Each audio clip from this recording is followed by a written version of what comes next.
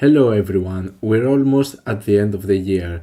I hope you had happy and safe holidays, and it's time for me to make the list videos with my favorite and my least favorite releases of 2021, starting with my first year-end list to be my top 20 EPs of 2021. Now this year had some pretty solid results in terms of EPs, and instead of like the previous year where I only found 15 EPs, it's 20 over here, but I'm not gonna contain honorable mentions on this one, so we're just gonna get into those EPs which in my opinion they're really solid and I do highly recommend them in any case you haven't heard of them already. So yeah, let's just kick things off with this list over here, starting at number 20 with the release of Burial with the two tracks CHEMZ and DOLPHINZ. Now CHEMZ is actually in my opinion one of the greatest burial songs ever. This track in particular is spectacular. On the other hand, DOLPHINZ in my opinion is severely underwhelming and forgettable.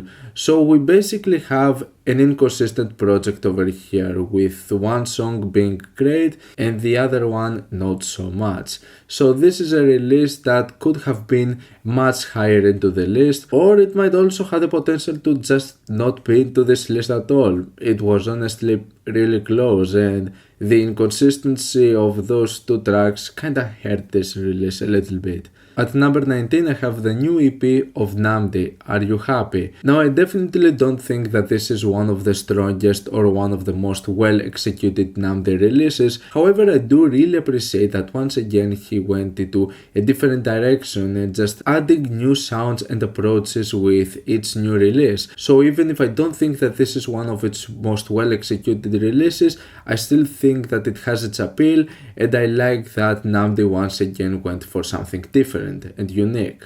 At number 18 it's Alice Longyu with the EP High Dragon and Universe, a really fun and catchy hyperpop and bubblegum bass EP that honestly has just some really fun and catchy and energetic songs, which makes for just a pretty enjoyable EP overall that in my opinion it's just worth checking out. At number 17, it was kind of a surprise for me to like this release as much as I did, but I honestly thought that this was just pretty solid for what it provided in the genre, and I'm talking about the sort of split and also collaboration between See You Space Cowboy and If I Die First, with the EP called A Short Disaster, quite powerful and dynamic and honestly having some nice ideas to it. At number 16 is the collaboration between Black Leather Jesus and SHOTOTSU, one that was kinda unexpected for me and also for the reason that it worked much better than I expected. I was worried that this would just be a release that would go into just some really bland and uninteresting harsh noise wall directions, but this is not the case. We're talking about a release that actually offers some pretty intriguing industrial soundscapes, and the combination of noise and with some dark ambience and some really intriguing industrial sounds makes for a release that's actually quite interesting to just sit through. And in my opinion, yeah, it's one of the more decent underground noisy releases that you can find this year. At number 15 is the collaboration between Pink SIIFU and Fly ANAKIN. Those two artists have once again made a collaboration and they just have such a nice chemistry together, which works once again, in my opinion, really well with this EP. Honestly, some pretty intriguing stuff when it comes to abstract hip hop, some really nice moments, quite chill, and just like I said, really nice chemistry between those two rappers, a release that just works pretty well for what it is. At number 14 is the release between Otto von Schirra and Kerberos, which in terms of Kerberos it's a posthumous release and it's from two of the greats when it comes to those combinations of like glitchy IDM with breakcore music, and this one is not an exception. It is a weird release with quite a few wacky moments, and even if it's not like amazing in its entirety, it still has its moments and it works pretty fine for what it is.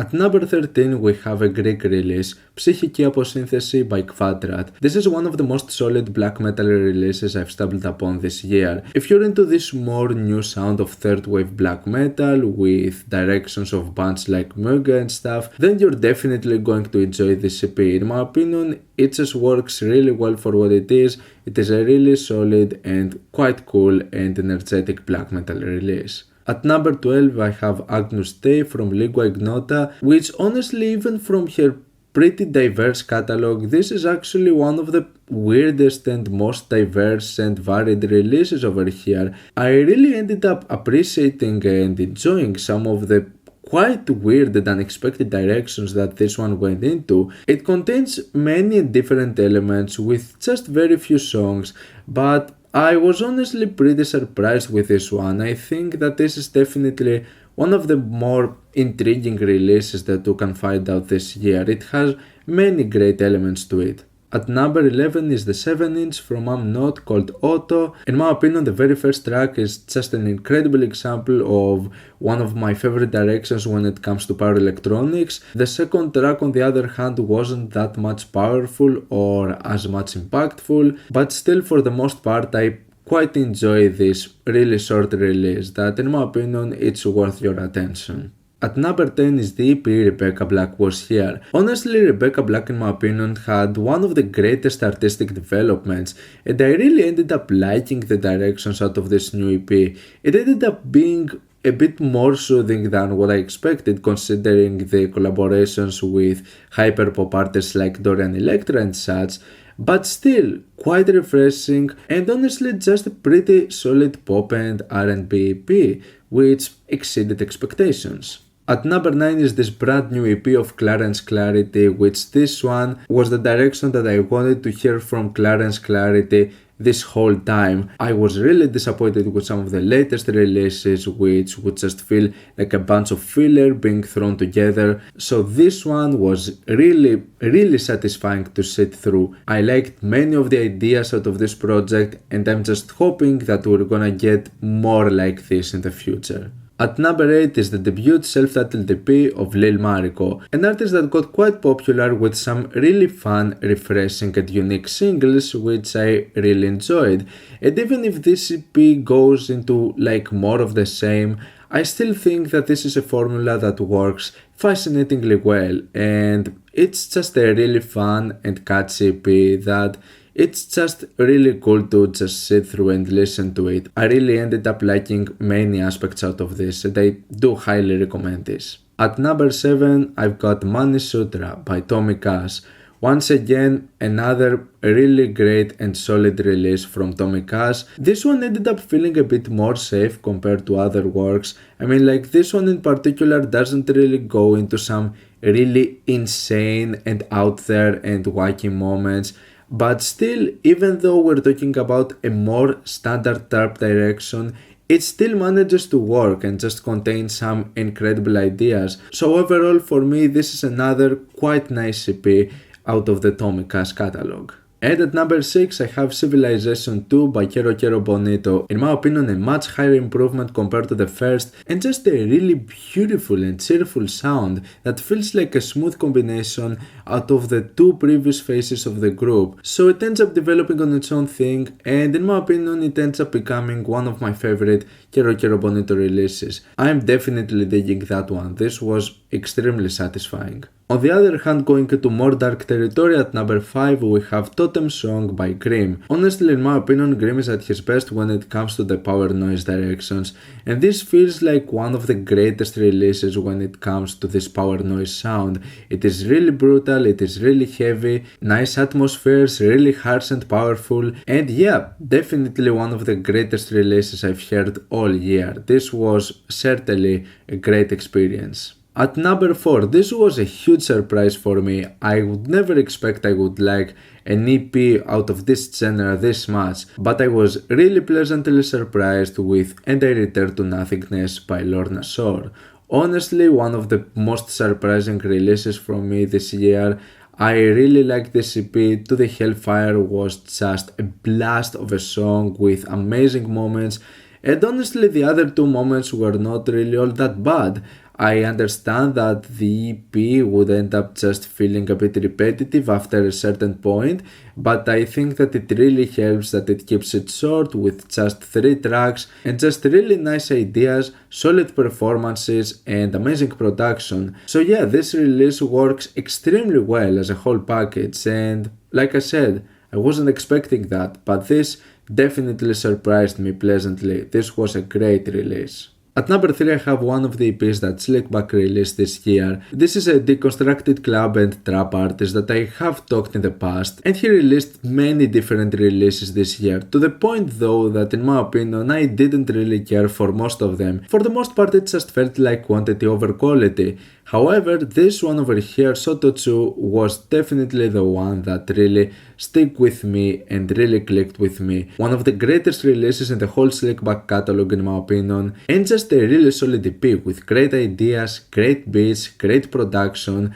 I really enjoyed this one. I don't think it offers something different or something unique compared to past releases or others that I didn't care for, but this one was certainly exceptional. I really enjoyed this and I do highly recommend it. At number 2 I have this new collaboration of Glume and Phossa. This is an EP that I discovered out of nowhere and it was definitely one of my greatest discoveries.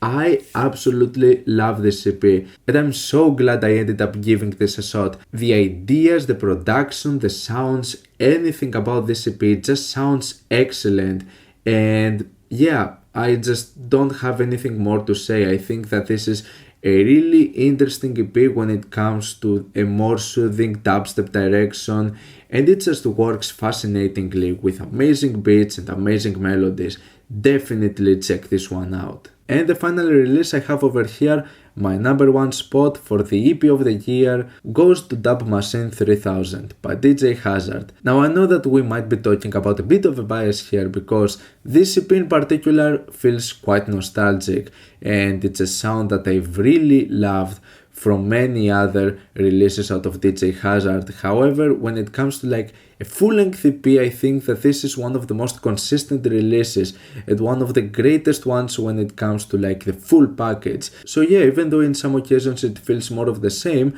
I think that this ends up being one of the greatest DJ Hazard EPs. It has many great elements to it, nice production, it is catchy, it is silly, fun and highly energetic, and especially if you're into drum and bass and jump up, this EP is just killer and I strongly recommend this one. I think that this is a fantastic EP.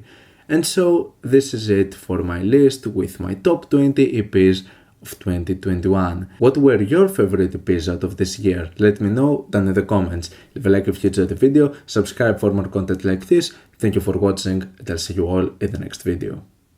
Goodbye.